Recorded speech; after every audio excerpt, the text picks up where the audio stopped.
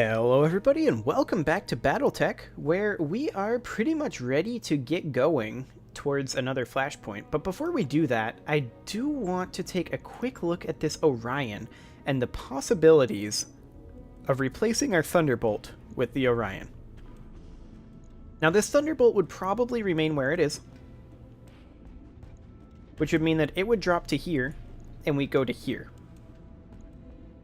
Now that would mean that we would only have one of our close assault mechs. That said, theoretically we could substitute in the Cataphract. That wouldn't be a huge deal. Or maybe this Thunderbolt.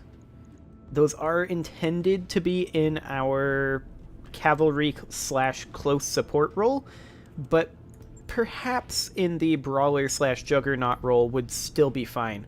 I do think that this 6S variant of the Jagger mech, or rather Jaeger mech, is not amazingly useful for us right now. I feel like everything else, we've got it under control.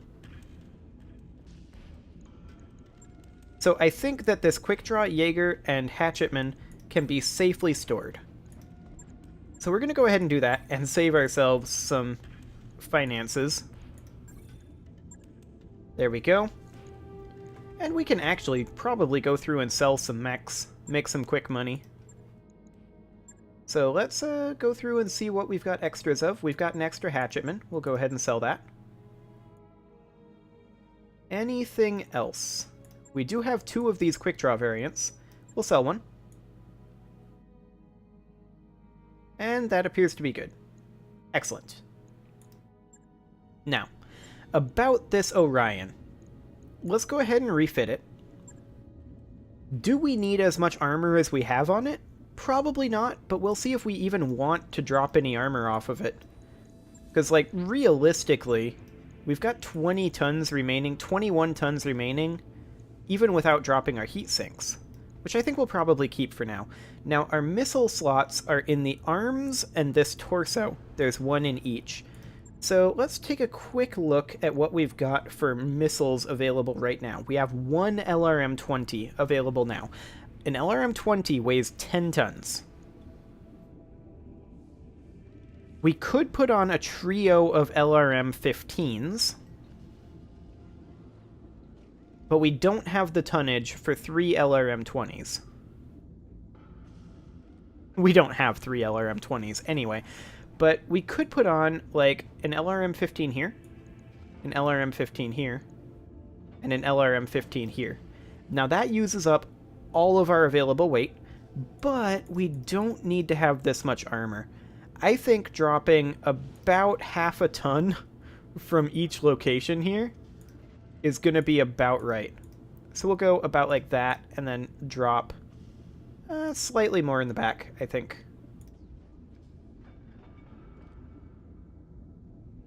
Kind of like, actually, kind of like that. And then we'll drop another half ton of armor here.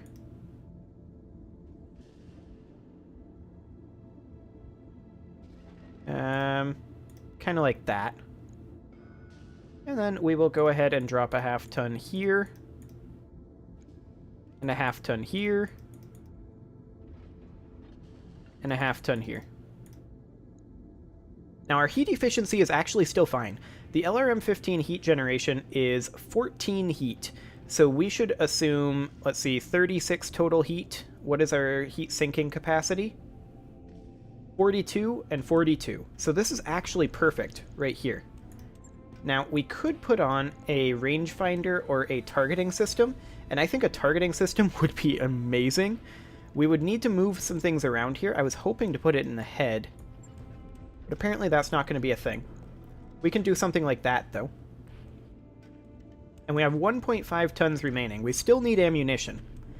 We could drop a single heat sink and then maybe like an additional half ton of armor. I don't want to drop any head armor. But we could drop kind of like that, maybe an extra ton in the back center, or not a ton, but an extra tick in the back center, so that we have 2 tons remaining. And then we could drop a heat sink, like so. And then we could just have 1 ton of LRM ammo feeding each LRM-15. So let's see here. What exactly, if I pull open a calculator here, is 120 divided by 15? That would be 8 rounds of ammunition. I feel like that's not enough.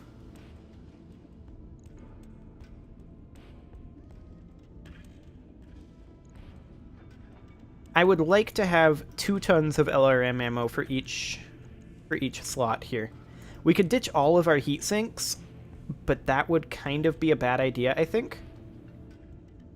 We could ditch maybe a little extra weight in the armor department. That gets us a half ton there. Bring this down to maybe 60 armor. Because, I mean, the thing to remember is that this mech is not intended to ever really even be seen by the enemy. So we could have it be about like this. Maybe drop slightly more. Like that, and then drop another full ton from the center.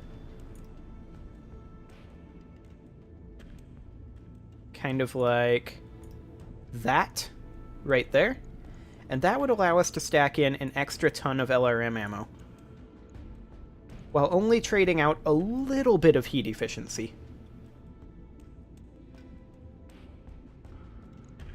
And the TTS system will be pretty helpful, I think.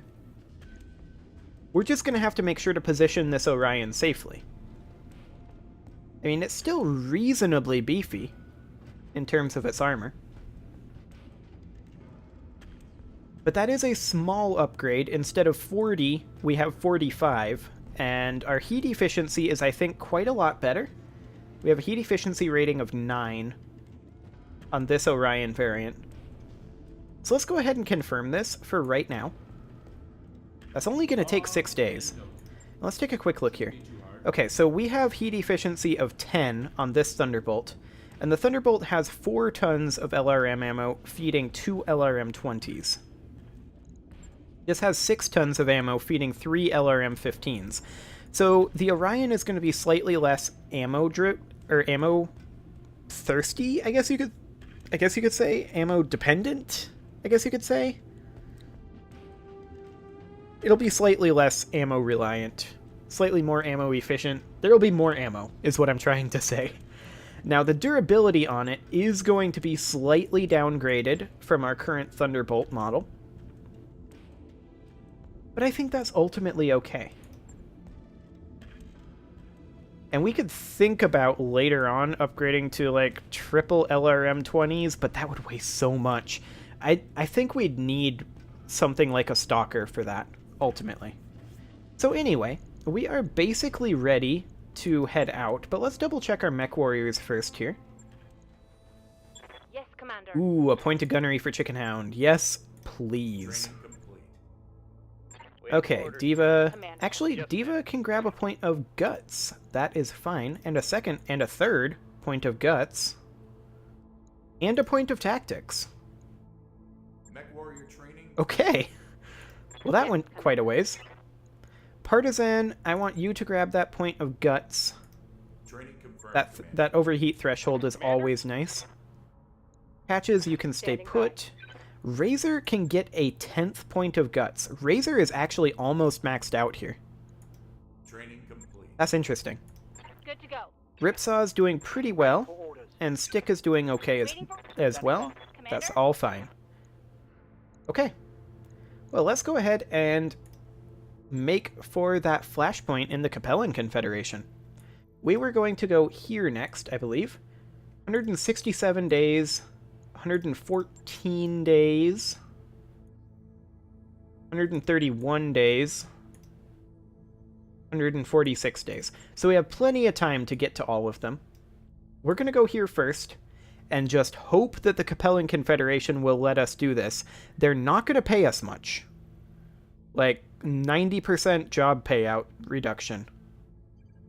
But I don't know if any of that applies to Flashpoints. It's a medium engagement length, but that should be fine. There are consecutive deployments. I don't care. We're going to go. And if the Capellan Confederation won't hire us, we're going to seek out reputation boosters. Like, they'll only let us do half-skull missions. We'll breeze through those so fast. If we can find any. Ready to go over financials whenever you are. Okay, so I mean, that's not too bad, really, all things considered, in terms of costs. The Orion will be finished soon enough. And it's done. I mean, right after this jump is when it'll be done.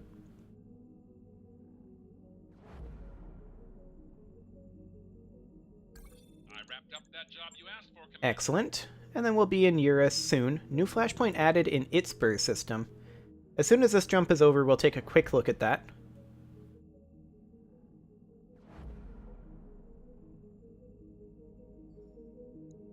Okay. Where is this new Flashpoint in the Itzper system? Oh, this is another Capellan one. I mean, that's good.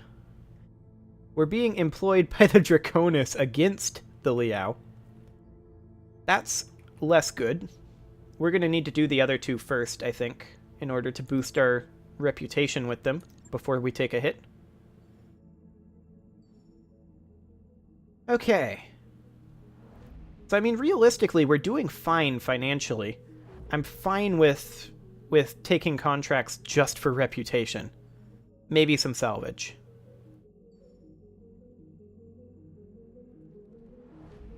This is a bit of a long journey. Quite a few jumps.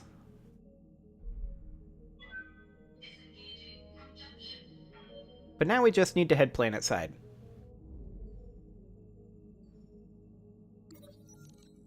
Sumire catches your attention on the bridge. Wow, words are apparently hard today. Commander, I've picked up a distress call from a nearby civilian transport. It's not exactly our job to assist in matters like this, but we may be the nearest ship available. This is a Capellan Confederation system. She studies the display. On the other hand, it looks like the ship's engines are in a critical state. They could explode before we get there.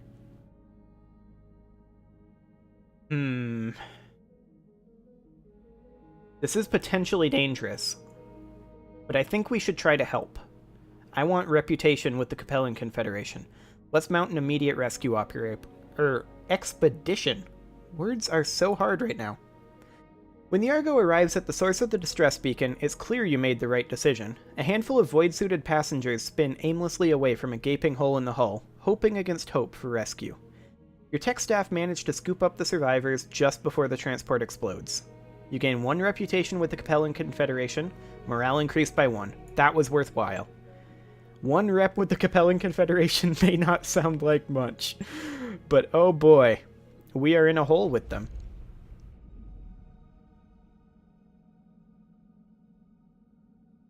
Well, here we are. It looks like the Capellans will actually let us do this. Oh, that's nice of them. Criminal Minds. High Orbit, Eurus. Commander, I've invited you here on the behalf of Sub-Commander Boris Tianyu of the Liao Reserves. His unit has requested assistance with a small task in Eurus's Ivory Crescent province, and I've offered him your help. You'll be well compensated for your efforts, of course. Sounds acceptable to us, Lady Marina. Then I will take my leave of you. Sub-Commander Tianyu, the comms are yours. Lady Marina Liao's image flickers and disappears. Seconds later, a mech warrior in an emerald green neuro helmet appears on your screen. So, you're what Lady Marina Liao has sent me. I suppose I shouldn't be surprised. The CCAF being stretched as thin as it is, proper Capellan military support was probably too much to hope for. Yeah, it's nice to meet you too. Tell us what you need, Sub-Commander. There's a man, Brunt Shivraj. He's a commander for Eurus's most prominent crime lord, the Iron Sparrow. Your company will eliminate Mr. Shivraj and his bodyguard, then extract the information he was carrying from the wreckage. You will then convey that intel to me. Do you understand? Yeah, it's an assassination mission. This isn't my first rodeo, Boris. I'll try to remember that. Tianyu out. Okay. Well, he's a charmer. Bet you 5 C-bills he's going to try to screw us over somehow. Nah, I don't think we have to worry about that. Tianyu wouldn't want to risk getting on Marina Liao's bad side. That's the theory, anyway. One way or another, we'll find out soon enough. Okay. So we have our contract available here. I don't think they'll let us do anything else. If they do, though, then we should take it. This is going to be the Federated Sons with Liao as the Op4, isn't it? Let's just take a quick look. Yeah. The Capellan Confederation is the Op4. We don't want to do that. We want to boost the Capellan Confederation's opinion of us. Now, do we actually care about payment?